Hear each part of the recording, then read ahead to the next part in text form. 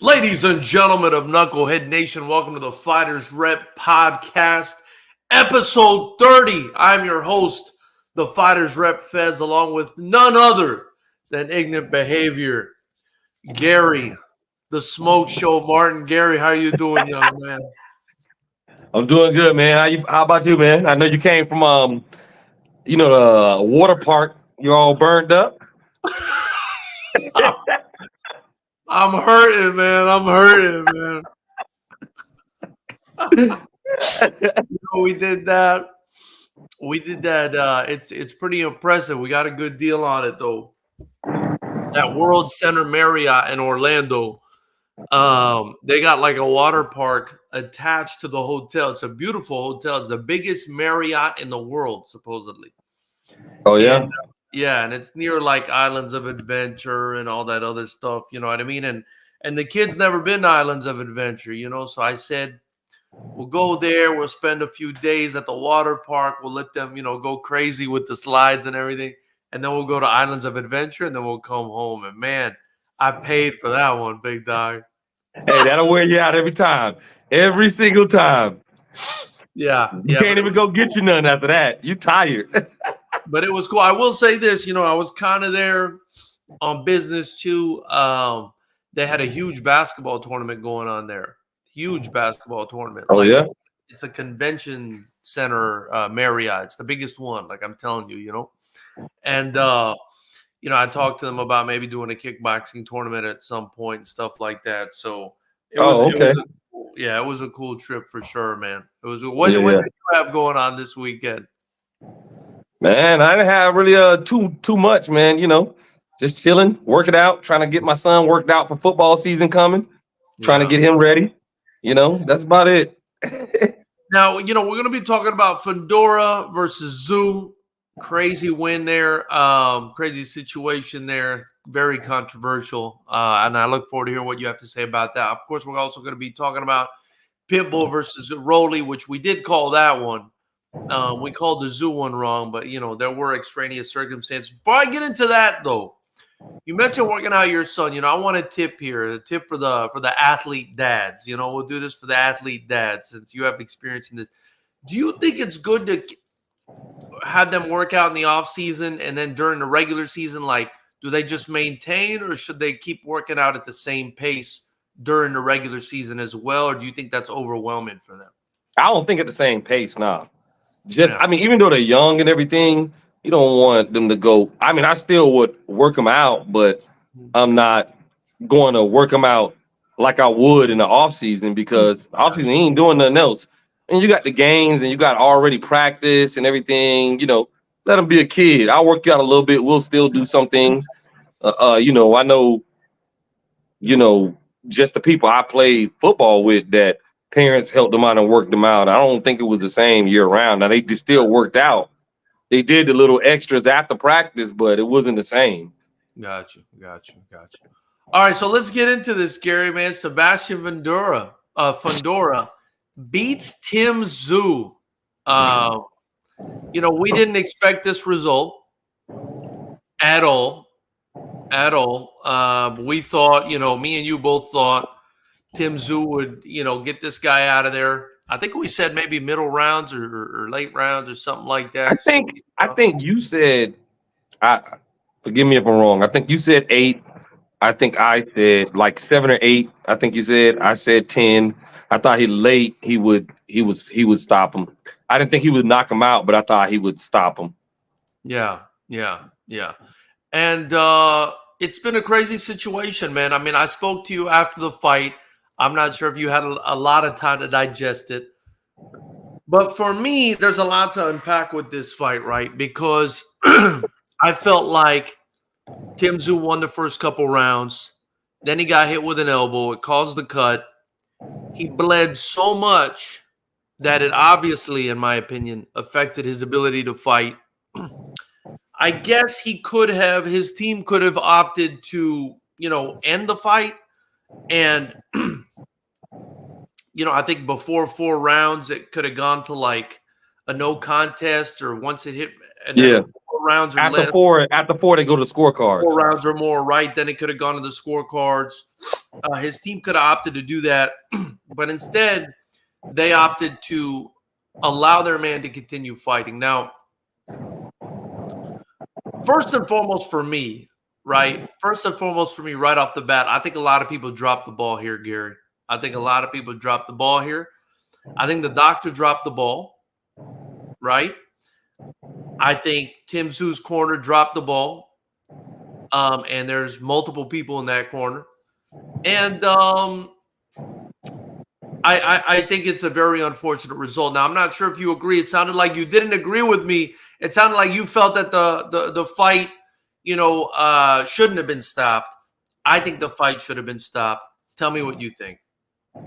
Well, like you said, you don't have time to fully digest everything, and other things happen afterwards. Like initially, my thought is like it was on top of the head. It wasn't like right over the eye or anything like that. It's on top of the head. We've all seen bloody fights before, and fights that go, and it's to that boxing machismo. We get in there and we bang. It's blood is blood. Like he said after the fight, a little blood in it. It's a little blood, whatever. It got in his view a little bit, but yeah. I don't really think the doctor dropped the ball because the doctor asked him, "Hey, you good?" Kinda, and he said, "Yeah." He said, "We'll let it go another round," because it happened at the end of the second, and it was actually Tim Tszyu's fault. He ran into the elbow, but it happened at the end of the second. He said, "You good?" And Tim Tszyu said, "Yeah." And at that point, nobody knew he was gonna bleed like he was dying. But he went out in the third round and he came out firing in the third round. I thought he won the third round, in my opinion. I thought he won the third round too. And so then I'm like, okay, well, maybe he's all right. Then the fourth round, you start to see more. He started bleeding. He started pawing at his face more and things of that nature.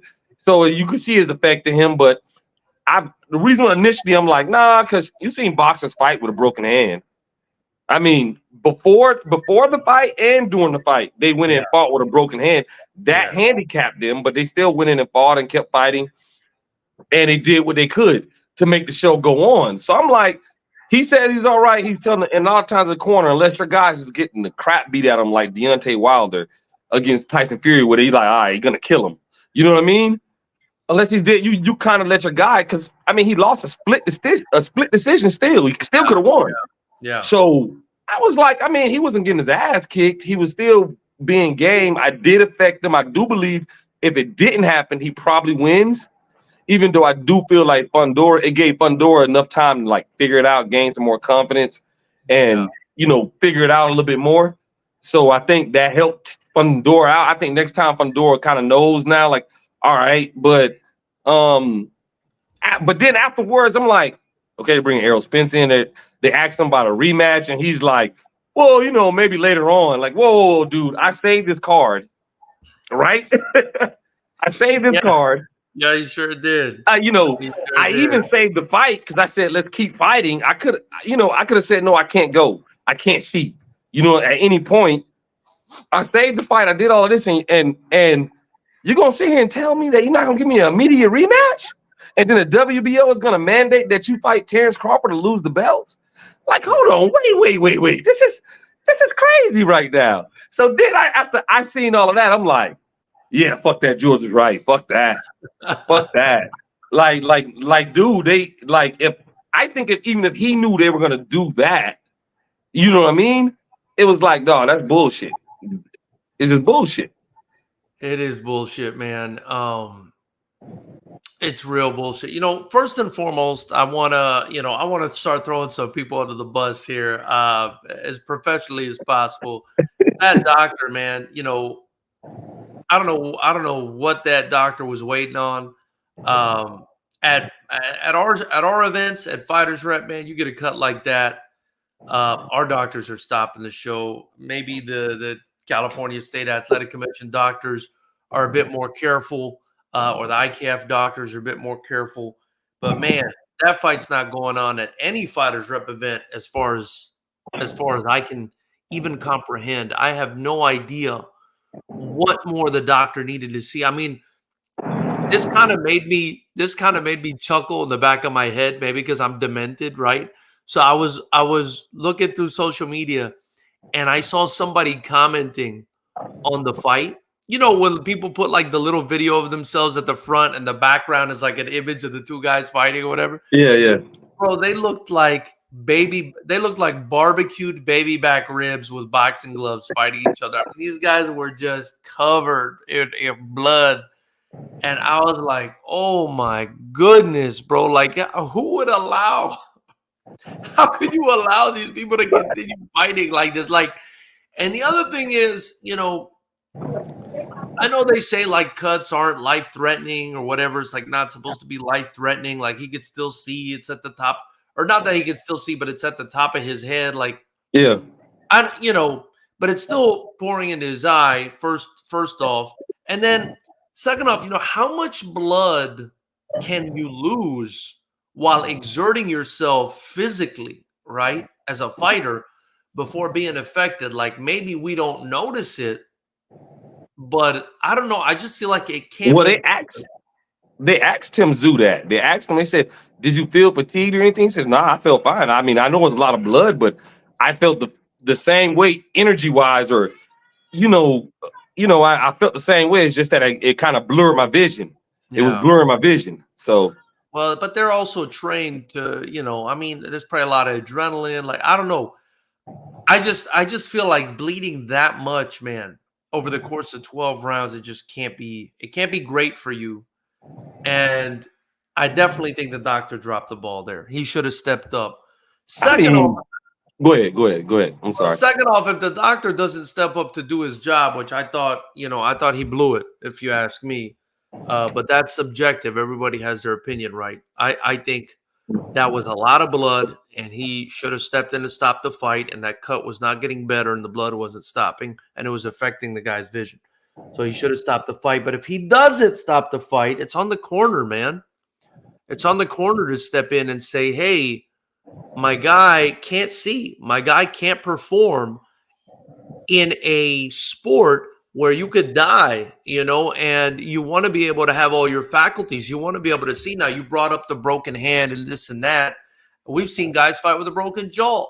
But the thing is, it also depends on when it happens. And if it's in the second round like it was here, and you have the opportunity, right, Gary, to stop the fight and maybe pick it up where we left off somewhere down the line a couple months later, I think you should opt for that, for the sake of your fighter, for the sake of his career, especially in a situation like this where they got Errol Spence walking into the ring afterwards, which is just absolute madness to me, Gary.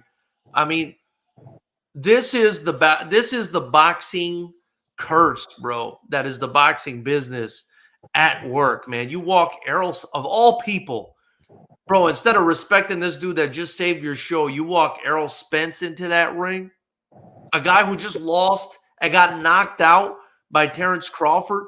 I mean, if you're not going to give it immediately to Tszyu, who absolutely deserves it, there's no reason to look at Errol Spence other than the fact that he's in your promotional stable. Well, I'm gonna give a little pushback on you, with all this, because you're doing a little bit of Monday morning quarterbacking, because you got to think, did they know it was gonna bleed that much? So it happens at the very end of the second round. Third round, the doctor sees his bleeding. He goes, are you good? He goes, say, yeah, I'm good. He goes, okay, I'm gonna give it another round and see. You actually come out and win that round, in my opinion. I think most people's opinion. So your corner's now looking at it like, oh, well, he came out, he kind of still did what he wanted to do that round. Now, fourth round changed a little bit. But like we said earlier, after 4, they probably said, let's give it another round. Let's see how it goes. Let's see if we can get this cut to stop bleeding. Then after 4, now we can go to cards. You can still lose. You know what I mean? If it's 5 rounds, we can go 3. He can win 3, and I can still lose this fight. So now you're kind of almost in a, well, I don't know if I want to stop it. And your fighter's telling you, I'm good. Let's go. And a lot of times you want to listen to your fighter, even though you may, unless he's getting like when you say save the fighter, like he's getting hit with a lot of shots and he's getting just totally outclassed, dominated, worked. Because we've seen guys with a closed eye still go out there and fight. He's fighting with one eye. The doctor's pulling it open, like, can you see? And they still let him go out there and fight with one eye. And so that's where I'm like, I understand from the corner standpoint. If your fighter's saying, yeah, man, I want to, you know, that's what I'm good. And your fighter's still being competitive. You're like, well, I mean, if he wants to go, he's not getting his ass kicked. He's being competitive. Let's see what it is or whatever. And then, like I said, of course, you know, Fightersrep, I wouldn't advise anybody who's fighting at Fightersrep that's an amateur, or even if they're a pro, they're not making the kind of money that these guys are making, and what's on the line that these guys have on the line, and the doctor knows this is there's pressure on him. Hey, you know what I mean? You see what happened when Tony Weeks stopped sit early with Rollie the other time, and everybody gets on him. It's a lot of different pressure on it. It's a lot of money involved. So I kind of look at it like everybody's like, well, he's not getting his ass kicked. He's not getting his ass kicked. So I guess if he wants to continue fighting, let him continue fighting. I just thought that he got a raw deal because I can see if out of your hands the WBO says Terrence Crawford next. I can see if they say that it's out of your hands. But when they ask, I don't know why I can't think of his name right now. Huh? Fundora. When they ask Fundora and his promoters, coaches, well, you know, maybe down the line, like, dude, they gave you an opportunity. Like, he could have turned down that fight. So I'm not fighting him on 12 with a 12-day notice or something like that. I'm not fighting him on 12-day notice. He went from fighting a smaller guy that's right-handed to a 6'8" southpaw, whatever he is, 6'6" southpaw. Yeah, man. Yeah. So I gave you this opportunity, and you're telling me you're gonna disrespect me by getting a read like, well, maybe later down the line, like, bro, really? And you know I had a cut on my head? Like, nah, I just thought that was, and he didn't even have to, for me, especially when they said, well, then the title's going to be on the line. Whoa, it wasn't going to be a title on the line against Keith Thurman.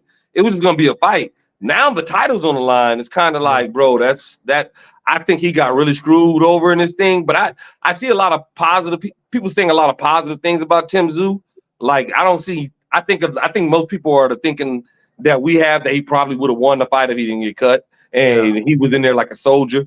So, you know, I don't think people talking trash about him or anything. Yeah, no, I feel bad for the guy. He is a warrior for going on. He should be treated and rewarded as a warrior, at least by getting that rematch. I'm glad we agree on that. Again, at first I thought you thought the fight shouldn't have been stopped. You know, it's hard for me. It is hard for me to justify saying something like that sometimes, right? In a situation like this where the guy chose to continue, right? He chose to continue. He chose to fight, and he came up short, you know. But, you know, it really is. I mean, it goes to that brave or courage versus stupidity, right? It goes to that fine line that a lot of us toe in this sport, right? Am I going to be the tough guy so that, you know, people don't talk shit about me and call me a quitter? Or am I going to be smart and give myself the opportunity to compete at 100%? And there's a fine line there, you know, and that causes a lot of controversy in this thing of ours. This well, the thing is, it inside the culture, inside of these combat sports, even inside of like football, or, you know, these very violent contact sports, it's almost a sense of, you know, you hear it in all these sports. Ain't nobody fully healthy. I don't want to hear that your hand was hurt. You know how many people fought with a hurt hand? Ain't nobody coming into fights fully healthy. Errol Spence said when he fought Bud, he wasn't fully healthy. You know what I mean? And I know for a fact that people were trying to tell Errol Spence to, you know, because of the rib injury, he couldn't really spar like that and things of that nature. He wasn't 100% to push it off, but he didn't want to push it off because he had already pushed fights off before in the past. So he was, and this is a super mega fight. like this is a lot of money involved, bro. For sure. You know what I mean? It's we've been trying to get this done, so you don't want to push that off. He missed his chance with Pacquiao because of the eye injury. So it's just a build up how you're made in these type of sports. That's why you got to save people from themselves sometimes, which I didn't think he needed to be saved because he wasn't in danger of getting really messed up. But even in like the sport I played, football, you're gonna get injections. You're going to go out there with a messed up ankle, probably mess your leg up for the rest of your life. Probably got to get hip replacements after you play, and they're like you're playing injured, and it's just that type of thing that always been instilled in you. I know I would have, if I was boxing, I would have still wanted to fight, and I would have been telling my corner like, nah, let's go get it. You know what I mean? Yeah. No, I agree, man. I agree, and I think that's always. That's kind of always the thing, man. That's kind of always the thing with this sport is, who's the manly man? You know what I mean? But it can come back to haunt you. And, I think going forward, there would definitely, if this happens again, which who knows if it'll ever happen again in his career. But I would hope going forward that his team would opt to go to the scorecards, after a couple rounds or 4 rounds or whatever it is. Just give me one scorecards, I'm sorry, give me 1 second real quick. Sure. And guys, while ignorant behavior is away, don't forget tickets are now on sale to Fightersrep 23 and 24. You can get them at fightersrep.com. If you can't make it, which is absolutely no reason you shouldn't be able to make it, these are going to be great events, but if you can't make it, you can catch the live stream right here on the YouTube channel. All you got to do is join the channel. It's just $9.99 a month, which helps us continue to grow this platform and Fightersrep, and helps us to continue supporting these fantastic young fighters. You could also get your Fightersrep merchandise in the link below. That's the way you help us, and obviously subscribe, comment on this channel. So Gary, I hope he gets the rematch. I don't know what's going to happen. I don't know. What do you think is going to happen? I mean, I'm hearing that Fundora's manager says, "Oh yeah, we'll give you a rematch." Now I'm hearing after the fact, but do you think PBC just keeps this title in house with Errol Spence? I mean, what do you think? There's 2 titles. How do they do that? There's 2 titles. But how do they do that? If from what I'm hearing is Terrence Crawford petitioned to be for the belt, and they said they got 30 days to negotiate. From what I'm hearing, he petitioned. So how does Errol? Because he even tweeted to Errol Spence, "You got to wait in line." And Errol Spence tweeted back to him, "I don't wait in lines." Yeah. But if the WBO says, "Hey, you got to fight Terrence Crawford to lose the belt," then it's gonna same thing that happened to Terrence Crawford with Jerron Ennis. You're gonna lose the belt. That's the WBO, right? But there's also the WBC, right? Because that was vacant. So, he won the WBC title too when he beat Tszyu. Fundora. So I mean, hey, too bad, too sad. You lost one, but now from a promotional aspect, if you want to keep the belts in house, you just say, okay, nobody gives a shit about the WBO anyway. Let's do the green belt. Let's do the WBC. Now, I don't take that position, but I'm saying that's a position a promoter that wants to keep the belt in house will take. He'll just say, oh, well, that's fine. We can do Fundora versus Spence. Spence will win the WBC because obviously I think he would be favored to win that fight. Although you never know. You don't know what Spence looks like after that beating he took and car accidents and I don't know what else. And, but you hope if you're a promoter trying to do that Spence wins. And then you can make a real juicy fight between Spence and, Crawford. Yeah. I mean, I just think that I knew Errol Spence's goal at 147 was to unify. He didn't get to do it at 147. I would think he would have the same goal at 154. I know Terrence Crawford has come out and he wants to unify at another, like a third division. You know what I mean? For legacy purposes. So I'm just saying, if you give it the WBO, then you setting yourself back a little bit.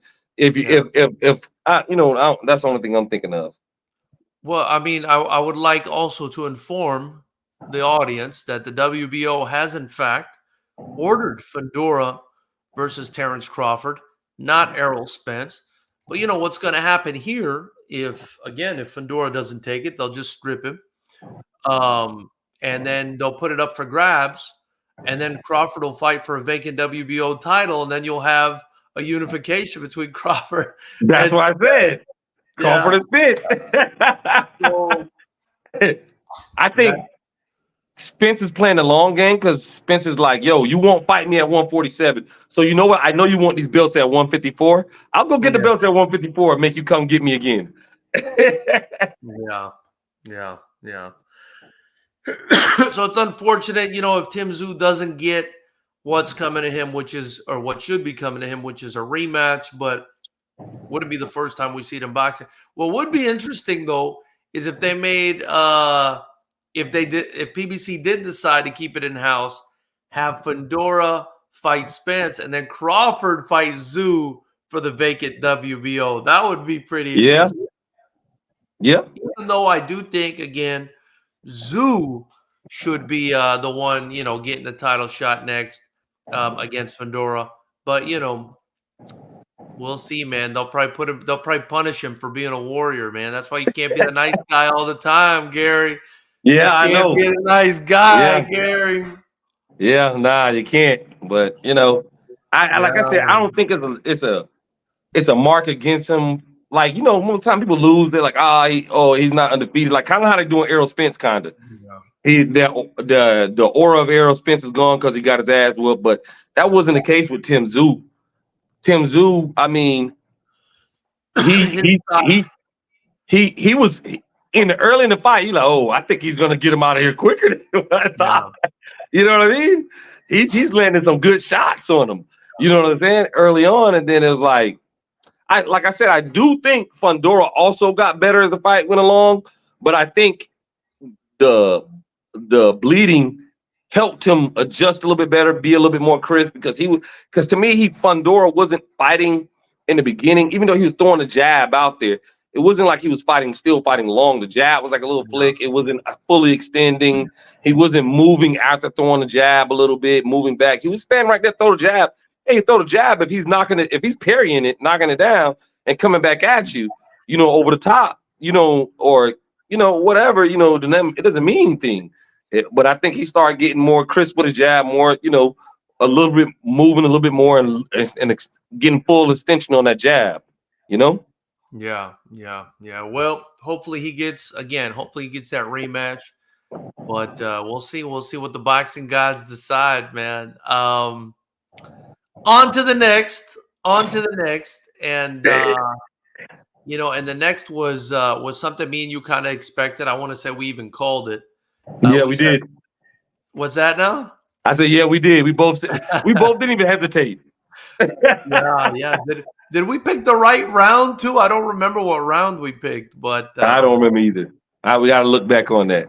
Yeah, but we predicted Isaac Cruz stopping Rollie. We thought Rollie had a chance, but we predicted the stoppage for Isaac Cruz, and that's exactly what happens, man. He gets the WBA super lightweight title, and he takes it from Rollie Romero in a very good performance. I mean, stops Rollie in the 8th round.